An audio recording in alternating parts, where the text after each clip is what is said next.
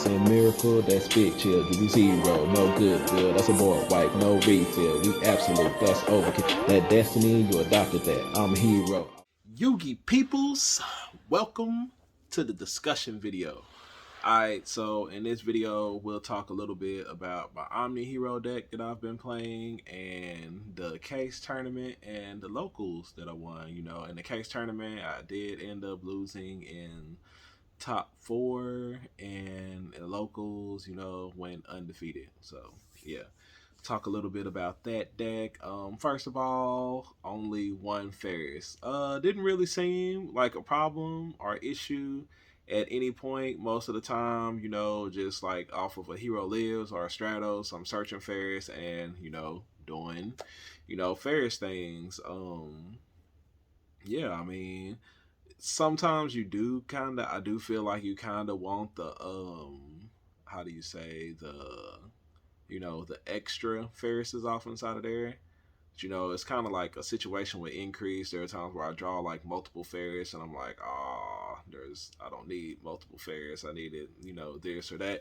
But the main reason why there was only one Ferris off in there is because I really wanted to cut the deck down to 40 cards or as close down to 40 cards as I could. I think I ended up playing 41 card deck, but I really just wanted to be as close to 40 as possible to increase my chances of drawing like my hand traps and my going second cards, because I felt like doing that I would win more games. And the other thing was to make sure that my combos went off the way I wanted to. I went ahead and played Crossout Designator. It's just like if I go, a Hero Lives into Stratos, and I need my Stratos to resolve, I want to be able to have a Crossout Designator for that Ash, that Veiler, or actually I wasn't concerned about Veiler, so I didn't actually like the times I got Veiler. I was like, oh crap. But yeah, mostly against that Ash and that Imperm. And yeah, so it went as planned. I resolved my Stratos. If the people wasn't hitting it, then whatever they tried to hit later on, Crossout Designator.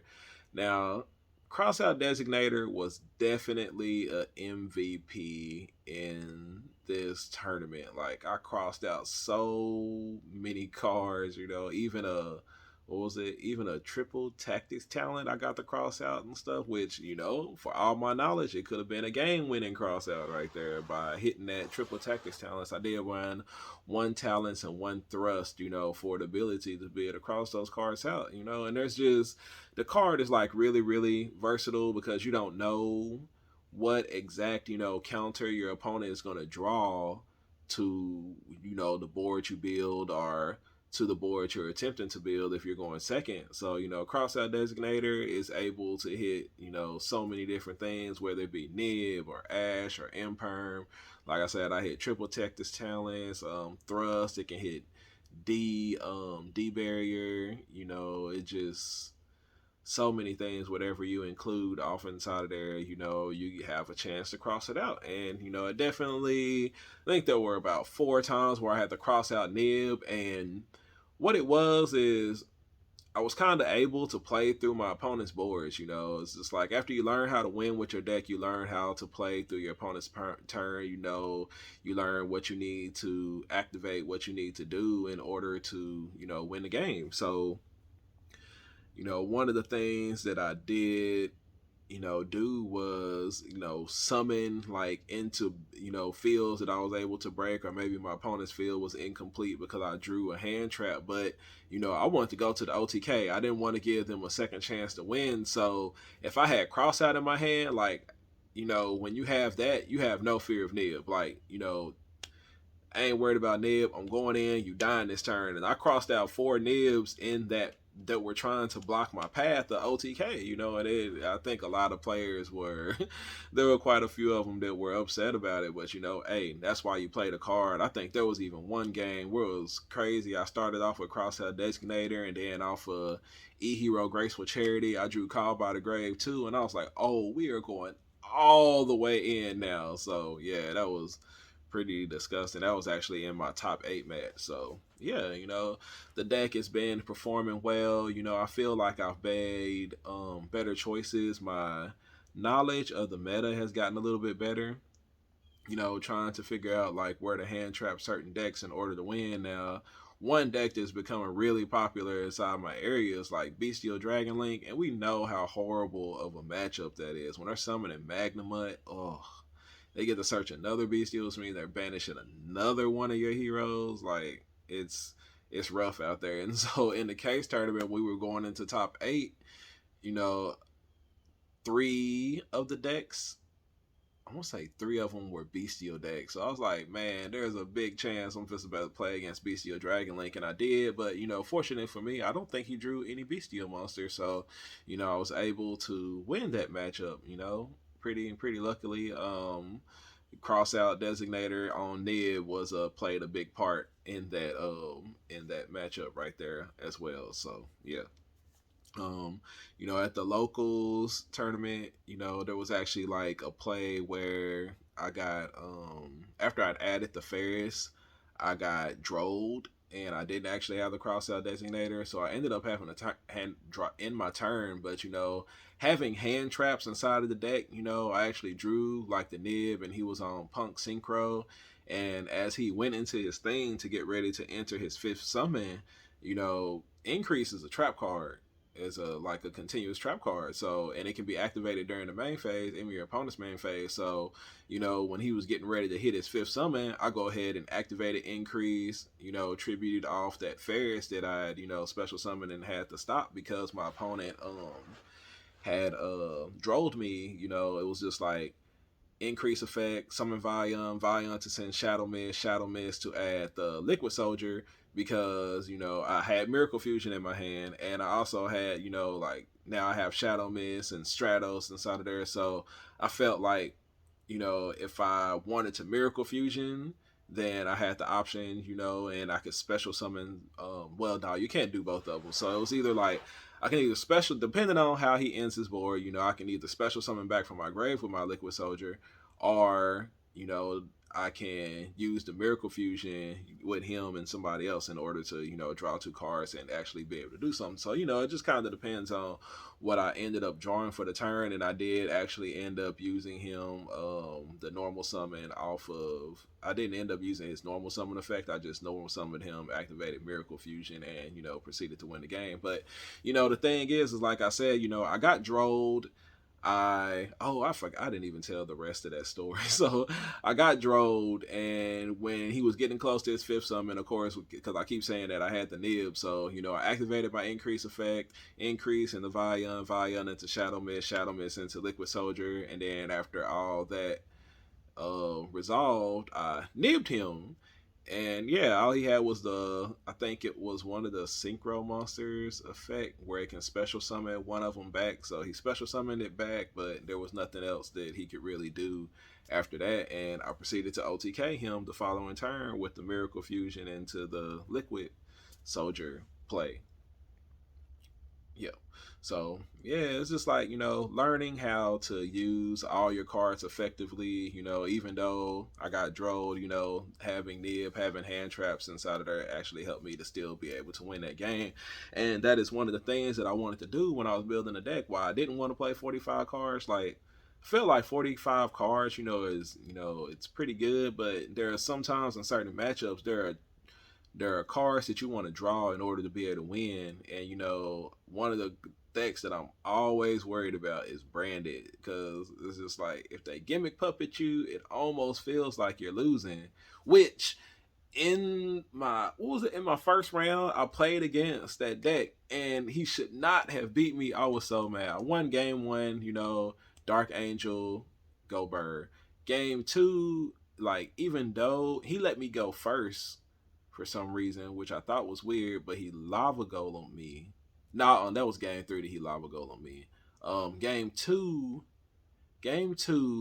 yeah, like I remember watching a deck profile and somebody was talking about even if you go against Brandon Despia and they gimmick puppet you, if you go ahead and debarrier them, go ahead and debarrier them, you can go ahead and still win the turn. So, I forcedly, like, he ended up having to activate a monster effect on my turn as I tried to kind of play through his board. I went triple Talix Thrust, set debarrier, but he had branded and red set. Like even though he didn't have enough cards, to make the Chimera he went in ahead and somehow he ended up with because there was an Aliber in defense position that I couldn't kill. Then it was Mirror Jade, and there was a 2500 attack monster out there.